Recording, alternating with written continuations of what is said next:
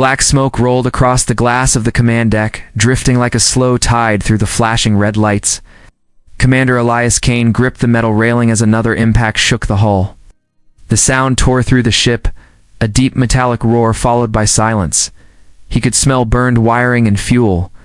The hull sensors screamed warnings he could barely read through the static. Outside the viewport, Mars hung like a red wound under the cold light of the Council fleet. Dozens of their ships ringed the orbit, sleek and perfect, every one of them built by human hands, but sworn to the new authority. Their cannons tracked Ares Gate in silence, waiting for orders. "They're calling again," said Lieutenant Harris from the comms pit. His voice trembled. "Repeat request from Council Command to stand down. They say we're in violation of the treaty." Kane looked at the blinking icon on the display. Its reflection in the glass looked older than it should have. "Tell them to transmit it in person," he said. Face to face. Admiral Leona Drake turned from the tactical map. Her uniform was half unbuttoned, her sleeves rolled up, her eyes burned from long hours. "You know what that means? If they come here, it's not diplomacy, it's arrest." He nodded. "Then we give them a reason to remember what arresting a soldier feels like." Another tremor ran through the deck. The crew moved faster. Systems lit up, red fault lights stacked across the board. A shell hit the outer ring of the station, tearing away a cluster of solar fins. The view filled with drifting metal, glowing in the reflected sunlight. Somewhere in the lower decks, fire alarms joined the sound of boots and shouted orders. Leona stepped closer. "Elias, this is getting worse by the hour. They've taken Luna Base and neutralized half our drones. If we fire first, we lose any claim to defense." He turned toward her slowly. "They already fired over Phobos last night. You saw the wreckage." "I saw a message," she said. "Not proof. Maybe that was a rogue captain." He clenched his jaw. A rogue captain doesn't carry Council authorization codes. The command deck's air hummed with tension. Every officer there could hear them pretending to work while listening. They were young, barely trained for real war. Some had never seen combat. They were watching their leaders argue over the moment history might break. Kane lifted one hand toward the panoramic display. "That's Earth's fleet out there. They wear a Council emblem. But that's ours. Those are human faces behind those holes. They're enforcing peace at gunpoint." A deep vibration rolled through the structure as another pulse cannon locked on. The warning sirens cut in before the shockwave. 3 seconds later, the deck lurched sideways. Panels blew apart in showers of sparks. Harris vanished behind the comms console as it tore loose. Pieces of metal rained from the ceiling. "Return fire!" Kane yelled. "All batteries, Sector 7 to 9. Do not aim to disable them to survive." Hundreds of guns fired across orbit, white and blue trails crossing the darkness. Through the viewport, the first Council ship flared as its forward section split open. Light flashed, then waned. For a brief second, silence returned, till the response came. Dozens of Council ships fired in unison, their beams cutting arcs through the void. The hull screamed like a living thing. Sparks rained again. The smell of ozone filled the air. Kane grabbed the rail to keep his balance. "Status. Shields down 20%, shouted Ensign Keller. "Secondary reactor offline. Seal the lower decks," he barked. Out. Leona's hands trembled as she studied the radar. "They're not just firing at the station. They're targeting our escape lanes." Harris crawled back up from the wrecked console, his face smeared with blood. "Commander, new signal." "It's from Earth Central." Kane turned fast. "Put it through." Static swallowed the bridge. Then a calm voice spoke through the interference. It sounded human, official, cold. "Commander Kane, Admiral Drake. You are now in violation of Council Order 614.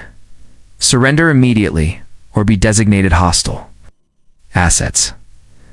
The message ended with a tone like a heartbeat. Leona looked at him. "That's it then. They've decided." Kane stared at the red planet below. "How have we?" He gestured toward the tactical board. "Reactor 1 to full charge. Prep the long guns." The crew froze. Harris blinked. "Sir, you're ordering an orbital strike? On who?" He stared at the Council flagship on the screen. "On them." Before they finish aiming at Earth, the power indicator surged. The cannons turned in slow unity. Leona's eyes widened. Elias, if you fire that, he didn't let her finish. The order left his mouth like a bullet. Fire. The deck recoiled with the release. The beam carved through space, straight toward the heart of the council formation. For one sharp second, everyone stopped breathing. Then, instead of an explosion, the view filled with light reflecting off a returning beam fired first from the council flagship. It was fast, the bridge flooded with white glare before the impact came. The blast threw Elias Kane across the bridge. His ears rang, and the lights died. Fire burst from the ceiling panels, painting the air in orange streaks. Ashi. He pushed himself up, coughing through smoke. The smell of burnt insulation filled his lungs. Report, he shouted, but half the consoles were gone. Aris lay on the floor, unmoving. Leona Drake was still standing, gripping a chair to stay upright. The primary decks are gone, she said through the haze. Outer ring vented to space. Reactor stable for now, but we're blind. Kane pulled himself to a terminal that still worked. Static ate the screens. He switched through feeds until one came alive, a black field full of glowing debris. The council fleet hung beyond it, engines cold, but guns still trained. They hadn't moved into capture. They were waiting. From somewhere lower in the ship came the banging of tools and shouted orders. Hull breach teams were sealing what they could. The whole command deck throbbed under their boots. They're not finishing us, Drake said. They're making an example. Kane's hand tightened on the terminal. Not yet, he said. They want the feed to go public first. Broadcast our surrender. The overhead lights flickered back to a dim red. Life support still worked. The intercom crackled, and a familiar voice came through. It was Colonel Ives from the secondary hangar. Commander, Ives said, breathless. They've hit every major relay. All outer satellites are down. We're running silent. Orders. Cut all transmissions, Kane said. Reroute power to internal shields. I'm clear all non-essential crew to the escape pods. Escape pods won't make it past them, sir. Kane paused. I know. The line went dead. Leona wiped blood from her forehead. Elias, if you stay here, they'll kill you. You could still surrender, at least by time for the rest. He met her eyes and handed them Earth, not after what they just did. She didn't argue. The silence between them said enough. They had known each other 20 years. Peace had looked possible once. She had believed in the council. He never had. The deck shook again as the council's scanning beams swept across. Kane could see their light move like thin knives through the smoke. They were mapping every survivor. He leaned closer to Drake. Get whoever's left to the lower docks. We're pulling what's left of the fleet together. The ones that can still move. Where? Sir Bruce pointed. Her eyes widened. That place is buried under 20 miles of rock and steel. Can't reach it without navigation beacons. We built the system. We can still find our way. She nodded once. Then this isn't retreat. This is regrouping. Kane gave the faintest hint of a grim smile. Call it whatever keeps people moving. Minutes later, they reached the central lift. The walls were cracked, steam hissing through seams. 2 Marines stood guard, eyes shaking but rifles steady. When the doors closed behind them, Kane could still hear the screams of damaged systems echoing through metal. The lift dropped fast through damaged levels. Flashing red lights strobed across their faces. Burned uniforms, bent rails, bodies, strapped to walls with spare belts. This was what peace enforcement looked like. When they reached the hangar, only 4 ships remained operational. Fuel leaked across the floor. Engineers yelled as they bolted armor plates back on holes that barely held shape. Launch as soon as ready, Kane ordered. As Leona helped crew into the nearest ship, Kane took one last glance at the display near the exit ramp. Through the cracked glass, he saw the feed from Mars orbit one last time. The Council's fleet was reforming. A dozen troop carriers appeared behind them. He stiffened. They're not staying here, he muttered. Leona turned. What do you mean? They're headed for Earth. Her face lost color. Can't be sure. A tremor rippled through the deck as the enemy fleet accelerated. Formation turning toward the blue planet flickering faintly in the distance. Kane stared at it, jaw tight. Then this wasn't a warning. It was the opening move. The docking bay doors opened to the void. The small fleet of survivors lifted off, fragments of broken metal trailing behind. The engine's glow filled the dark bay. Harris coughed, alive again, clutching his side. "Commander," he croaked, "I found something in the data logs before the mainframe collapsed." Kane looked down at him. "Say it." Harris handed him a scorched data chip. "Transmission key. It's not Council broadcast encryption. It's ours." Drake frowned. "Ours? Who sent it?" Kane turned the chip in his fingers, eyes narrowing. Someone inside their own system had opened every channel for the Council's first strike. He looked back toward the scattered stars. "We've been sold out," he said. The engines thundered, and the ships leapt into the black, leaving Mars behind, chasing an answer that might already be waiting on Earth. The small convoy drifted through the black like a pack of wounded animals. Engines coughed. Lights flickered, hulls patched with burned metal. Every ship carried survivors from the fires over Mars. Inside Kane's transport, silence pressed, heavier than gravity. Crew filled the narrow bridge, faces gray in the glow of dull monitors. The stars were their only map now. Most systems were gone, navigation blind, guidance burned. They followed Kane's voice alone. "Keep a steady course," he said, standing behind the pilot's chair. "We reach Cerberus Point within 4 hours if the engines hold." Leona Drake sat at the side console, one arm in a sling. Her eyes never left the flight screen. "If the Council wants us dead, they'll find a way before then." "They think we're finished," Kane said. "It gives us time." The air inside the ship buzzed with unsettled energy. Every survivor felt the same anger mixing with fear. They had lost fleets, friends, homes. Now even the network that tied them together was gone. A young technician named Jordan spoke quietly. "Commander, about the data chip. I ran diagnostics again. It came from one of our own defense nodes." Kane turned to him. "Location." "Luna Command," Jordan answered. "They sent an encrypted key 3 minutes before the Council opened fire. That's how they breached the grid." Leona's head lifted fast. Her voice hardened. "That base was under our authority. I had command access there." Kane already knew. The name was a weight in his mind. "Vice Admiral Hart," he said. Drake's mouth twisted. "He signed the disarmament treaty. It's always been with the Council, and he had the keys to every system we built," Kane said. "He didn't betray me. He betrayed all of us." Outside the forward window, a wide band of rocks appeared, thousands of dark bodies tumbling in silence. The asteroid belt. Somewhere between them was Cerberus Point, Earth's forgotten bunker from an older war. Kane pointed ahead. "Set beacon frequency 91. Jordan frowned. "That's forbidden network range." "It still works," Kane said. The ship slipped slowly into the shadow of the rocks. Static covered the sensors. Stars disappeared behind the debris field. Motion alarms blinked from colliding asteroids. The sound of scraping metal echoed down the frame. "Any engine hotter than red line will light us up," Leona warned. "No." "Then we crawl," Kane said. "At least no one can see us from out there." For the next hour they moved silent through black dust and stone. The air smelled of worn metal and sweat. Occasionally a dull thud rattled the hull. Kane watched every vibration like an old hunter tracing footprints. Then something clicked across the comm. A faint voice broke through, rough and tired. "This is Cerberus Point. Identify." Kane leaned closer to the mic. "Commander Elias Kane, Sole Defense, requesting entry." The voice paused for several seconds, then answered. "We thought everyone was dead, Commander. Not yet." Lights flashed in the dark ahead. A section of rock split apart, revealing a hidden hangar door big enough for a destroyer. The metal slid open, grinding with old age. As they passed through, Kane saw long corridors lined with dust-covered machinery. Drones waited in silence, their armor blackened by time. No sign of life, only the hum of ancient reactors. Leona stared through the viewport. "You were right. Kept this place buried all these years. I built it for when trust ran out," he said.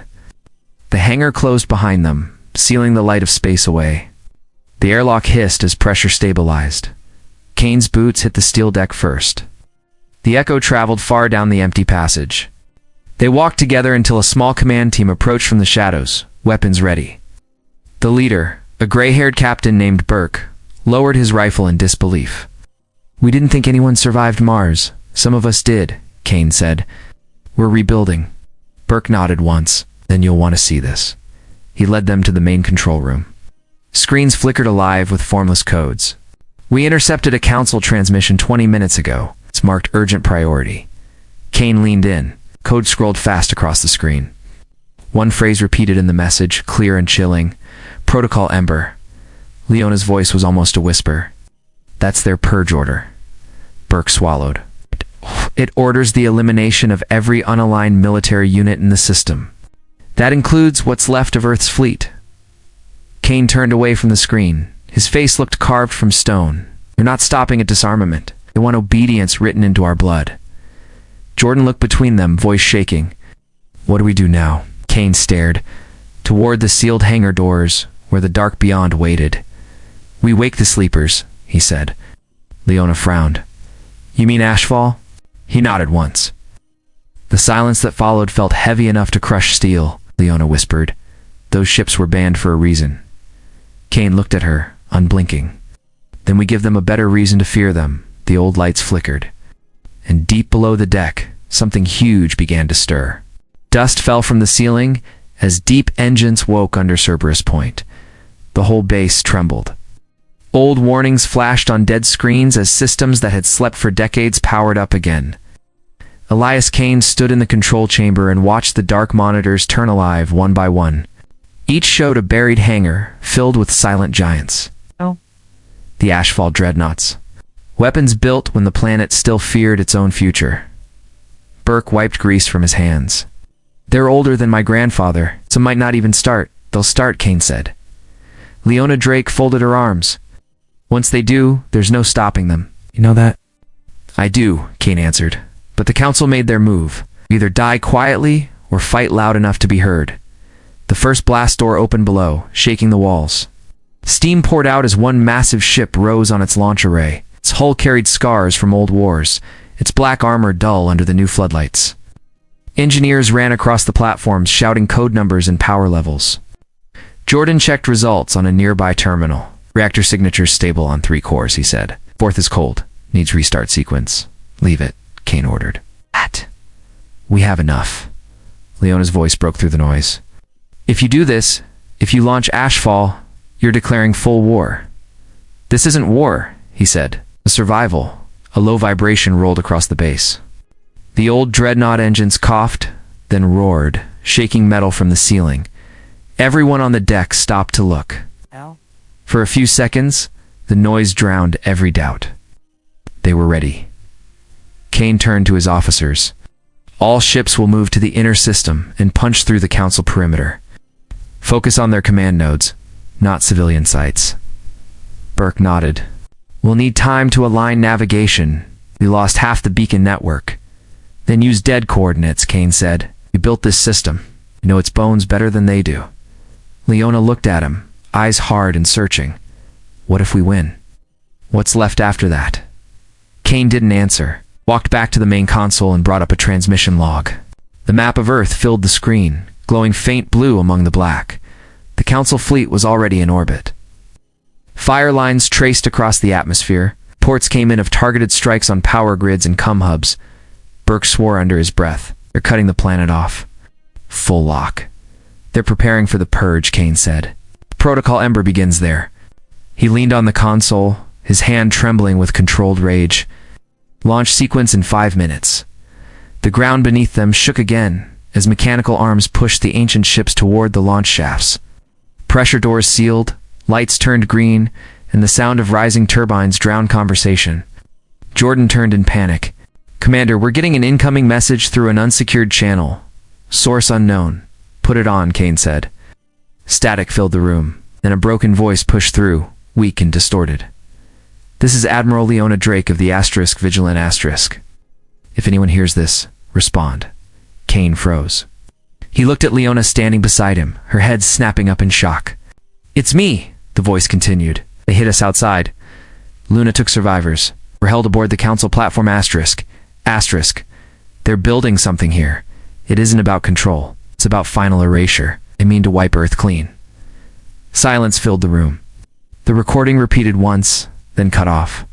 Burke looked from one officer to another. It can't be a trick. The signal pattern came from Luna Sector. Kane stared at the speaker, his heartbeat pounding loud in his ears. She's alive.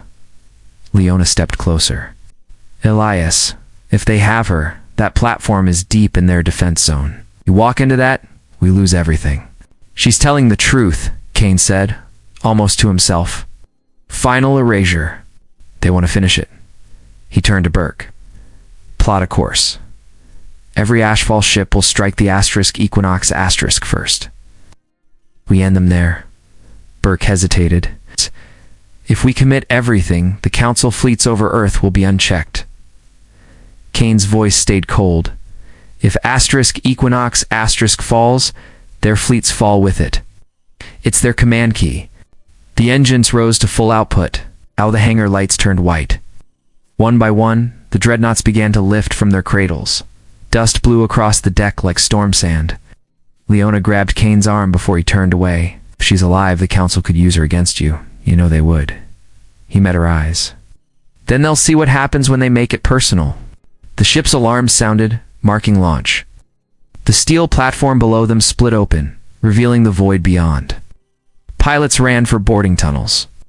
Kane watched the first dreadnought slip free of the base, engines burning red in the dark. For a heartbeat, the light painted his face in fire. Behind him, Jordan's voice cracked through the noise. Commander, new contact ahead of us. Multiple readings approaching fast. Council scouts, they found Cerberus Point. Kane didn't look away from the rising fleets. Then we launch now. The base shook again as the fire trails cut upward. Outside in the cold between worlds, Earth's last army woke and took aim. The dreadnoughts rose from Cerberus Point like blades through smoke. Their engines lit the black sky in deep red streaks. The debris of ruined satellites hung above them, glowing faintly in sunlight. Inside the flagship, Commander Elias Kane braced against the vibration. His jaw was tight. Blood still stained the collar of his uniform. Fleet reporting ready, Burke shouted across the noise. All Ashfall ships locked on the asterisk Equinox asterisk. Transmit no signals unless I say, Kane ordered. We move silent until they see us. The fleet turned toward the bright curve of Earth. The Council's perimeter spread wide, ahead a wall of clean warships in tight formation. Each carried the same mark, the same promise of peace that had become a symbol of control. Both sides were human. No one could pretend otherwise. Leona Drake watched from the side screen, her body tense, her injured arm strapped to a brace. Once we break through, they'll cut the planet loose. They'll burn the upper grid before they lose it, she said. Kane nodded.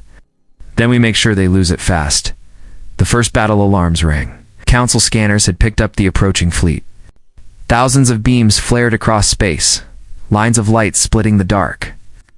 Ashfall dreadnoughts rotated shields and fired back. The air inside the command deck grew thick with heat from the firing circuits. Metal groaned under force. Hit counts on multiple fronts, Burke called. 3 dreadnoughts down. Keep formation tight, Kane said. Push straight through. Asterisk Equinox asterisk stays the target. The main display showed the Council's stronghold ahead, a giant ring station shining blue above the wreckage of the moon. Flashing signal bursts lit its surface defense batteries locking on, and somewhere inside that ring, Admiral Drake's pre-recorded voice warned them of what waited within. Weapons fire raked the hull again. The ship shook so hard that several officers fell against the consoles. Sparks burst across the ceiling. Still, Kane's eyes stayed on the station, his face hardened by focus. Fire control ready, Burke said. Kane pressed both palms on the edge of the console. All batteries concentrate on the outer command ring. Break their shield first. The dreadnoughts responded with unified fury. Massive plasma shells crossed the void and struck the station's rim. Metal tore. Explosions rolled in waves of white fire. The asterisk Equinox asterisk trembled. Council cruisers rushed to block the breach but ran straight into the crossfire. Through the storm, Kane opened the ship's internal channel. No more restraint. This ends now. Earth stays free, or we don't come back. Inside the asterisk Equinox asterisk, alarms screamed. Okay. On the command core, Admiral Hart barked orders to hold position. He didn't last. The 4th strike cracked the deck open and sent his bridge into silence. The main structure began to break apart, and Kane saw flicker a signal from within the station. Blinking distress code marked Priority 1. He recognized it as the same code Leona had used years ago when missions went bad. He turned sharply to Burke. Bring us in range. Boarding team ready. Burke hesitated. Sir, we're still pinned under heavy fire. Do it, Kane said. The dreadnought dropped speed and plunged through broken segments of the station. Debris skidded across the screens. The docking claws slammed against twisted metal, locking them in place. Kane grabbed a rifle and moved toward the exit bay. Leona followed. Elias, she said as the blast doors closed behind them. If she's alive in there, they might force her to trigger the purge herself. Then I stop it myself, he said. The corridor inside was crushed and burning. Bodies of both Council and Earth soldiers littered the path. The light flickered over shattered panels. They moved fast through smoke and falling debris. At the core chamber, they found her. Admiral Leona Drake, pale, bruised, hands tied to a console. She barely looked up as they entered. Her voice cracked. They armed the reactor. It detonates in 3 minutes. I tried to override it.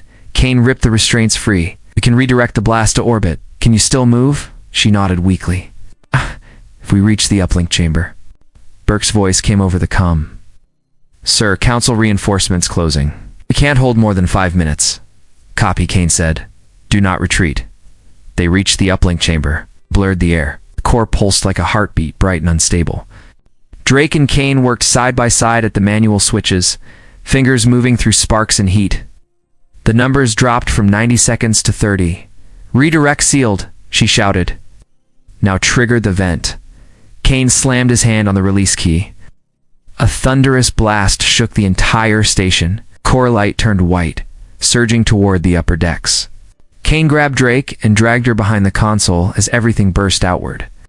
The shockwave roared, ripping through the Equinox asterisk, tearing the fleets apart in glowing fragments. Then silence took it all. Far away, Earth's orbit cleared of conflict. Fire clouds faded. The Council network vanished. After a long minute, the planet turned quietly beneath the sunlight. On the crippled flagship, smoke filled what was left of the bridge. Burke's hands trembled on the controls. Any readings from Kane's team? He asked. A young officer shook her head. Nothing, sir. The Equinox asterisk is gone. Burke stared at the fading light on the horizon. Then they finished it. Down in the wreckage, deep in drifting metal, a faint beacon clicked onto short pulses repeating. A survivor's signal. Someone was still alive in the dark.